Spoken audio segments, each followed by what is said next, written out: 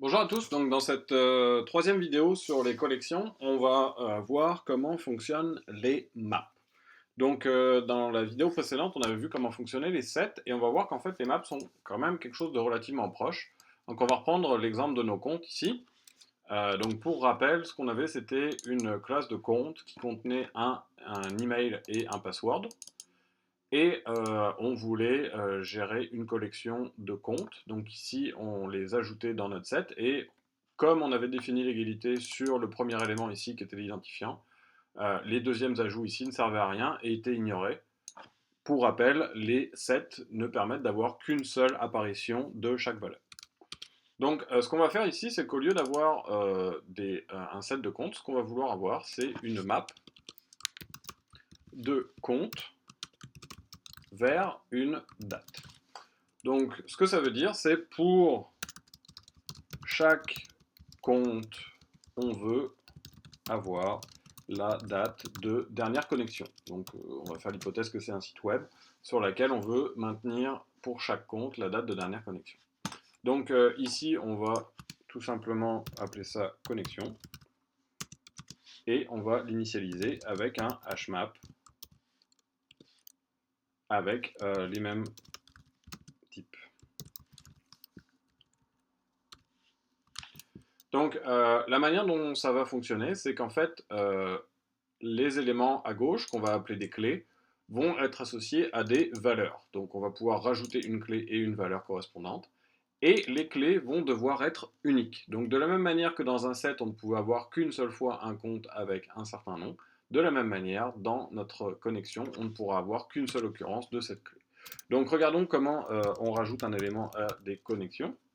Alors, au lieu d'avoir une méthode add, on a une méthode qui s'appelle put, qui prend deux paramètres, un compte et une date.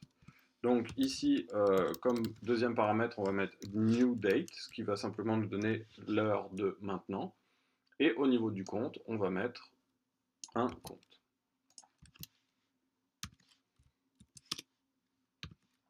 Voilà, donc pour bien faire la différence, on va créer un petit peu d'espace. Et maintenant, si on voulait créer un deuxième compte, ici, on va tout simplement dire Joris2 password 2 et également une date ici. Donc au niveau de l'affichage, ce qui va se passer ici, c'est qu'on va se retrouver à avoir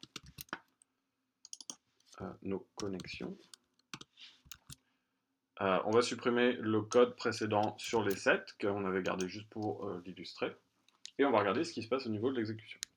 Donc la manière dont les sets sont affichés, c'est-à-dire qu'on va vous donner la valeur de la clé à gauche égale et la valeur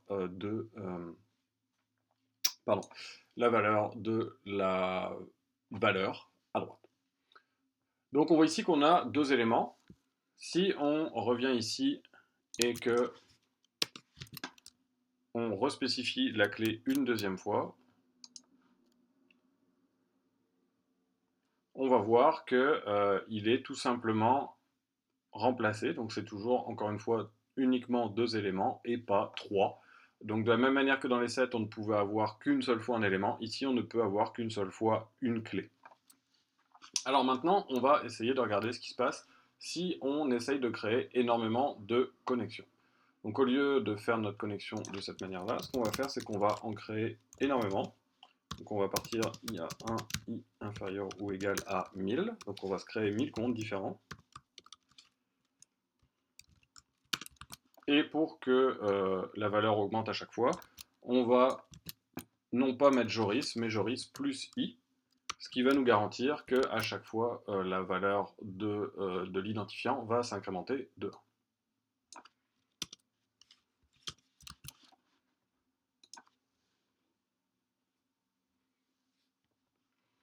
Donc on voit ici qu'on a nos différents éléments. Encore une fois, de la même manière que dans un set, l'ordre dans lequel les éléments vont être introduits n'est pas garanti. Donc là, par exemple, on a un Joris 961, un Joris 960, mais le troisième élément est un Joris 721. Et donc, on a de bonnes chances qu'on se retrouve avec des valeurs plus grandes ou plus hautes après. Donc, de la même manière que dans les sets, l'ordre d'ajout n'était pas respecté, ici encore, l'ordre d'ajout n'est pas forcément l'ordre dans lequel les éléments vont apparaître à la consultation. Alors, comment on fait pour supprimer un élément d'une map? On va tout simplement demander à connexion de faire un remove et l'objet qu'on va lui spécifier va être la clé. Alors vous voyez ici aussi qu'on a clear pour complètement vider la map, contains key qui va nous dire si une clé est contenue, et contain value qui va nous dire si on a quelque part la value qui y correspond. De la même manière, on a un get object qui va nous renvoyer la valeur pour cette clé-là. Donc, comment on fait pour le parcourir?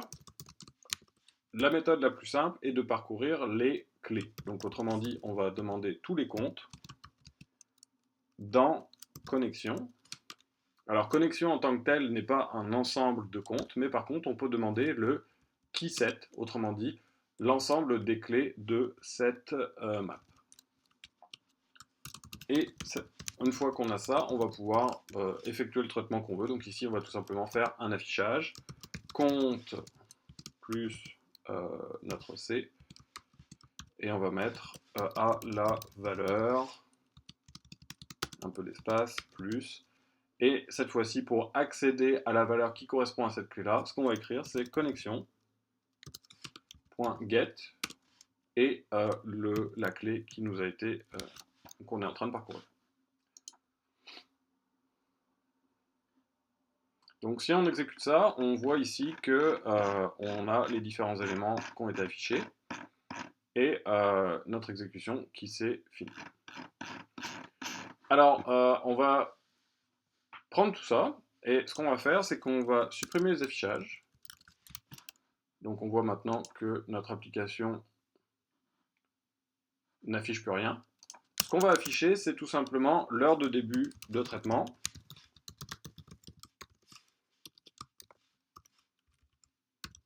Début à new date et l'heure de fin de traitement.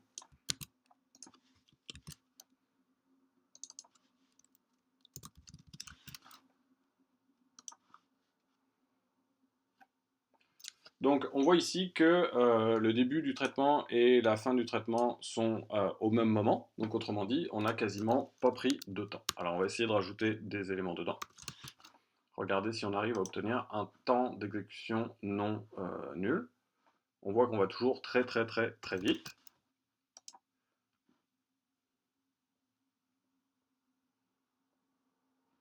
Alors cette fois-ci, en montant le nombre d'éléments à 1 million de comptes et de dates de connexion, on se retrouve à avoir un temps d'exécution d'environ 3 secondes. Alors on va le réexécuter pour voir si c'est toujours à peu près 3 secondes. On voit que c'est à peu près 3 secondes.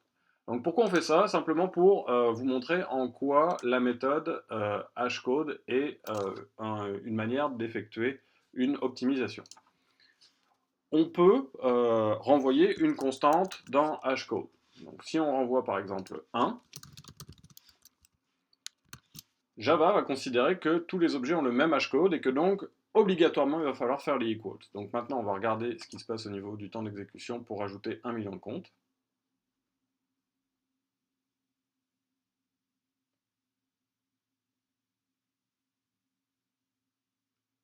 Donc on voit que c'est passablement plus long. Et on comprend à quoi sert hashcode dans l'exécution.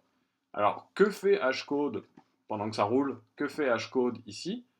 Comme tous les objets qui sont déjà existants dans le set ont un hashcode de 1, ça veut dire qu'on n'est pas sûr qu'ils sont différents.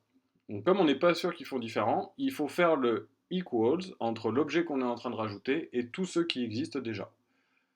Ce qui veut dire que quand on va arriver à la dernière itération de notre boucle, on va prendre ce nouvel objet qu'on vient juste de créer, ce nouveau compte, et pour vérifier qu'il n'existe pas déjà dans la map, on va effectuer le equals de ce compte avec les 999 999 comptes existants, ce qui est extrêmement long. Quand on retourne un... Donc on va l'arrêter, hein, puisqu'ici ça va être extrêmement long.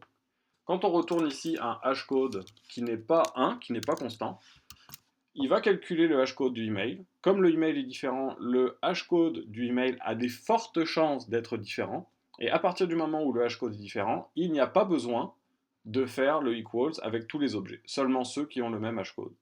Donc, dans cette dernière vidéo, ce qu'on a vu, c'est en quoi une map et une set étaient relativement proches en termes de fonctionnement, puisqu'en fait, on a une garantie d'unicité au niveau soit des éléments pour un set, soit des clés pour une map. On a mis un exemple sur l'ajout dans une map et le parcours dans une map. Et finalement, on est revenu sur l'importance d'avoir une bonne fonction de hash pour obtenir un profil de performance intéressant au niveau de Java.